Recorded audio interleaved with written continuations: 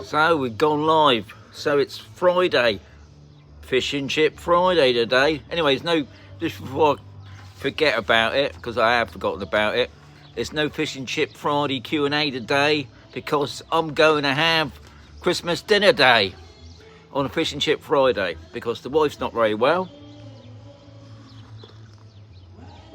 I just made myself a cup of tea. I don't know what, but I mean, even though I'll just turn it around now so you can see that post. Look at that, eh? Another, and Phil's a top man. He's made it in. He's beat Harvey, but you're all top people. Colin, Sue, yeah, Angela, well done. But he didn't make it to the top, guys. You didn't make it to the top, but never mind. So today, in the shade, as he gets himself all mixed up again. No, here we go. Let's get that round a bit, because I've got a bit of, that's it. Right, so today's temperature is 18 in the shade. Now, I know it's hard to believe, but it is a little bit chilly. I can't believe it is, but it is. A little bit chilly. If I'm sat out in the sun, yeah, it's lovely and warm, but in the shade here, it's just a little bit chilly. But I'm not moaning. Anyway, you probably, you might hear some racket, because just over there on where the shops are, they got a choir and they're singing Christmas stuff, you know. I don't know if it's for old people, but I think it's everybody. It's the Christmas songs, you know, all the Christmas. You might hear in the background some racket, but it's good of them. And I forget who the choir gang is, because there's two choirs. I know the Harlequins, but I don't think these are Harlequins. I think there's something else.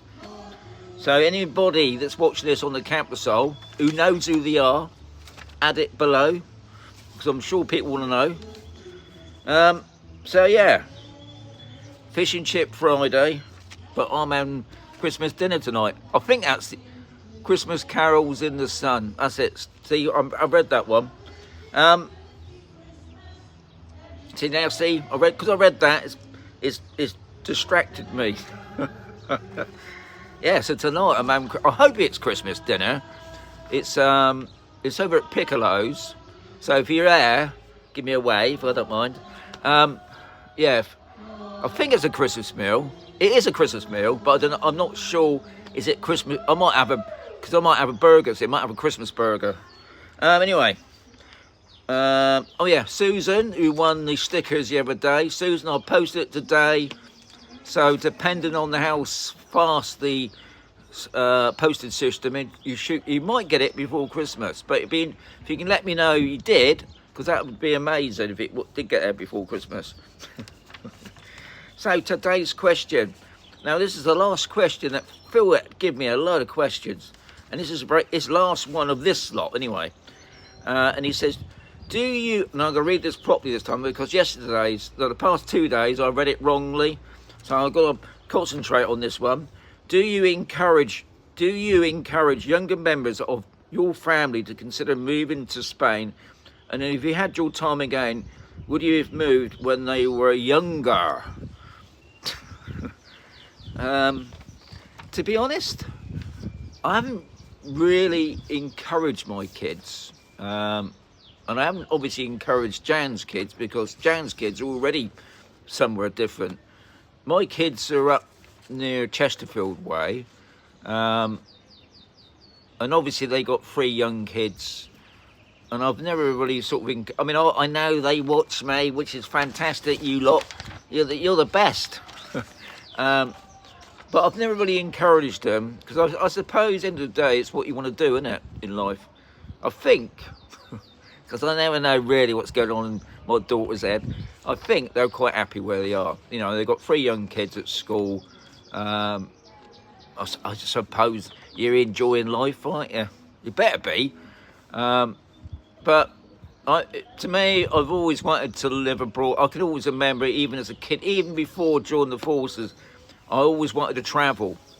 It's just something in your blood, I suppose. I've always wanted to be a traveller. Not a traveller, not like a gypsy, but I mean, travelling around the world. But I've never really encouraged them to say, guys, you got to come here.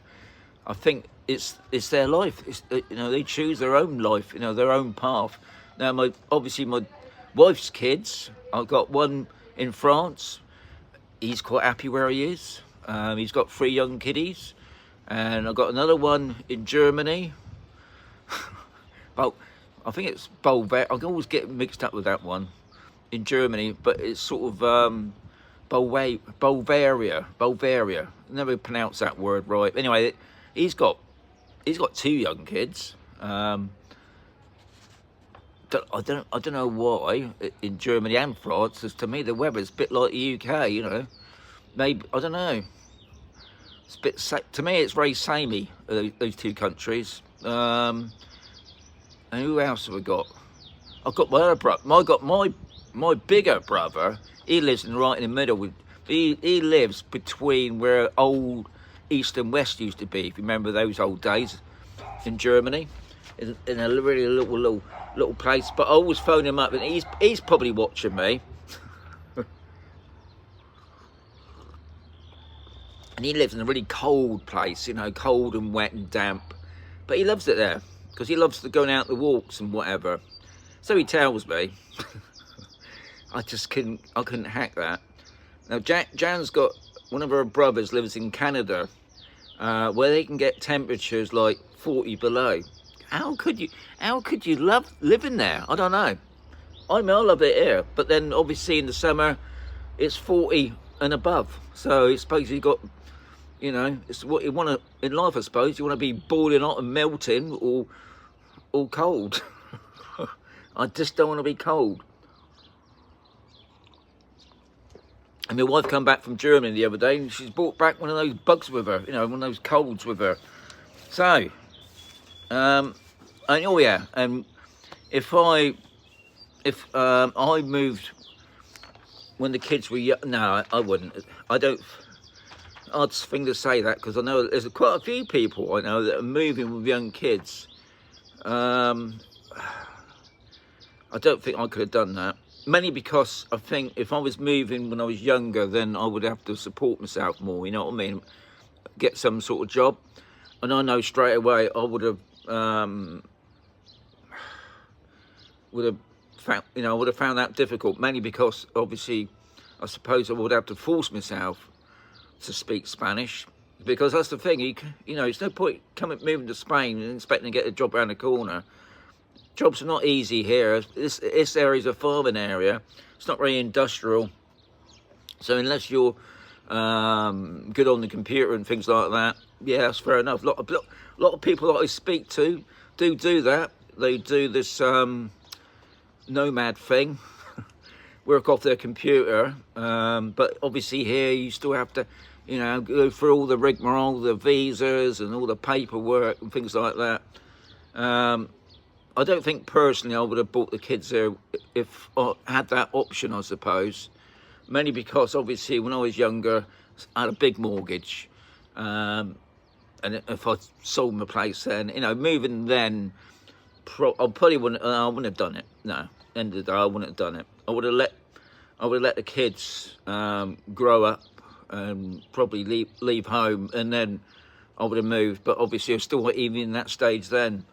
So no, I personally wouldn't have done it. But look, I know people are doing it.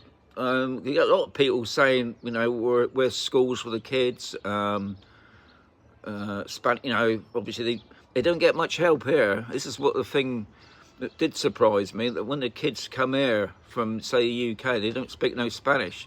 They put them back a year. They don't give them no help, guys. It's up to you to get private tuition. As far as I know, you know, I'm not going to swear on that, because obviously I ain't got any kids here, so that's just what I've heard. And I know when they go to the schools that if they don't learn it, you know, well, I don't know what happens. They just got to learn it, and if they don't, obviously, if they're not getting any special treatment, that's what I should say. They're just told to get on with it, and if they can't pick it up, you know, it's not going to be very good for them when they do leave school. Obviously there are jobs about for obviously expats, but even a lot of the expat jobs here, they do want you to speak other languages. So if you can speak other languages, you got a good chance of getting a job here. But if you can't speak any language other than obviously English, it's not many jobs about. That's a bit glum, isn't it, on a fish and chip Friday? Yeah, so that was it. Tomorrow's the weekend. Now, this is going to be my last weekend.